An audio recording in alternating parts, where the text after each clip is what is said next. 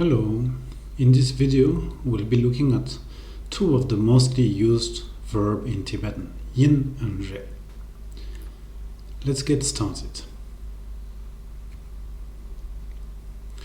So, as we've seen in the previous video, verbs bring together with them components corresponding to the actions that they express. Here, yin brings together with it two components. As we have seen, the canonical order is first the subject, then the object, and the verb at the very end. And here, the subject is replaced by what I call a context. It is what we are talking about. The little girl is pointing at herself. She's talking about ngarang. This is the context that takes the place of the subject, ngarang. Then we have the object, sonam. That is what is being said about ngarang. Finally, we can bring all of it together using the verb yin. So the little girl is saying ngarang, sonam, yin. Translated literally, it would mean me, I am sonam.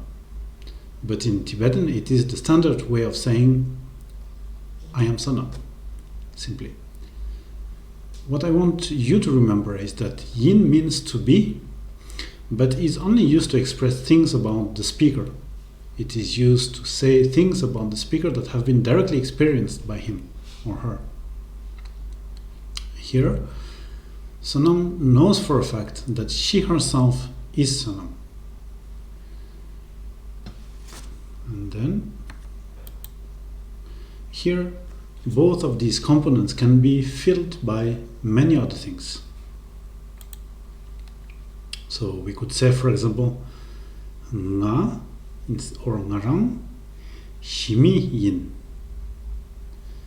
nga momo yin, nganso peba yin, ngi langchen chungchung yin,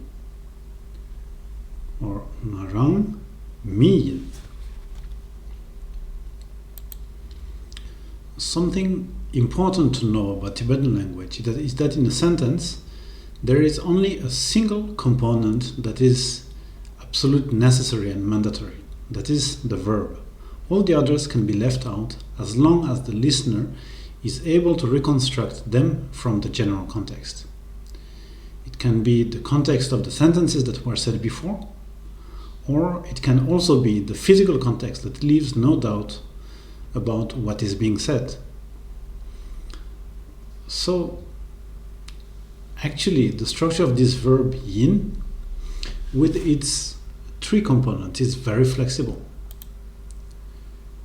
You can erase the first one and still understand everything. The little girl is pointing at herself with her finger. That is enough to know what she's talking about is ngarang. So no need anymore of explicitly saying ngarang, like in here.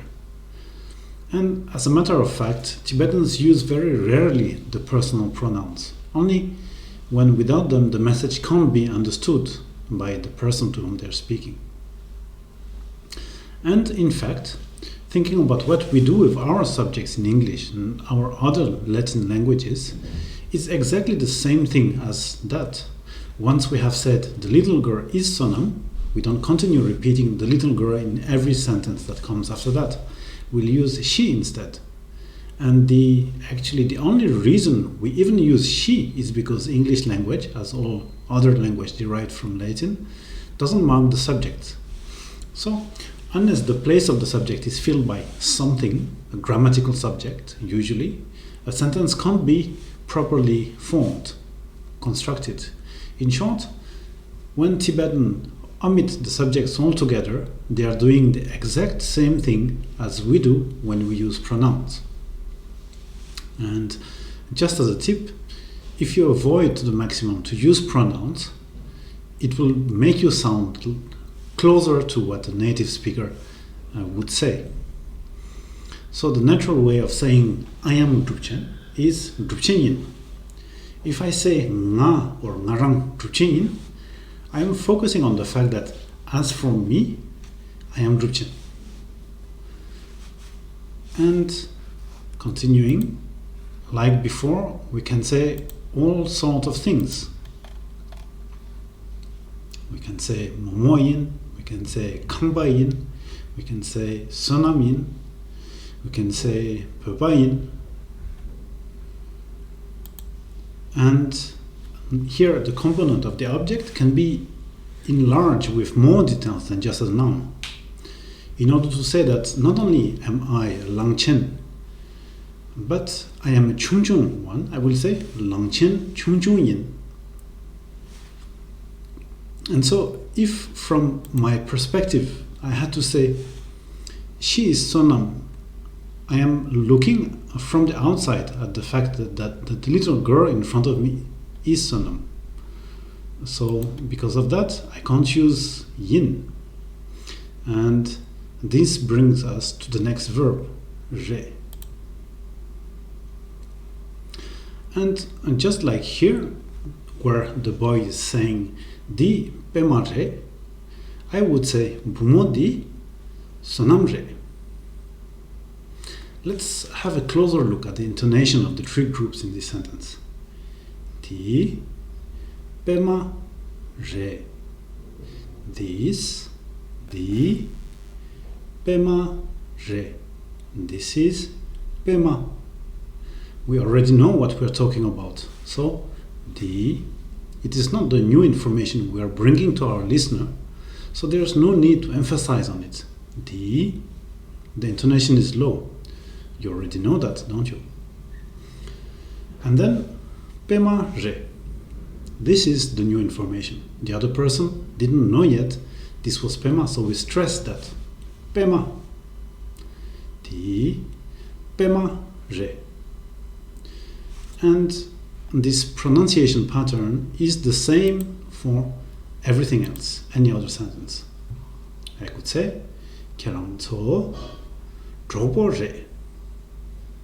Kerang ama re. Dorje mi re. Mar di re. Or even di re. Now let's listen to how the intonation distinguishes the two di, re, di, re. Let's now imagine that you were already talking about a dog. It was already the subject of the conversation, so we don't need anymore to say that we are talking about it. Pema re. And like before, we can make sentences with re that only have the new information, what we want to say about what we are already talking about. Drobo re, ariwa re, ama re, di re, etc. So now let's summarize what we have seen. Yin means to be for the things that the speaker has personally experienced. Re means to be for general statements, both about the speaker himself and other things. The structure of those two verbs is first, the context, second, what we say about that context, and third, the verb that links the two of them. We saw also that any information already known doesn't need to be repeated, which is why components of sentences may be left aside, like the context here. A fun fact about Tibetan language: there is no one single word to say yes in all situations.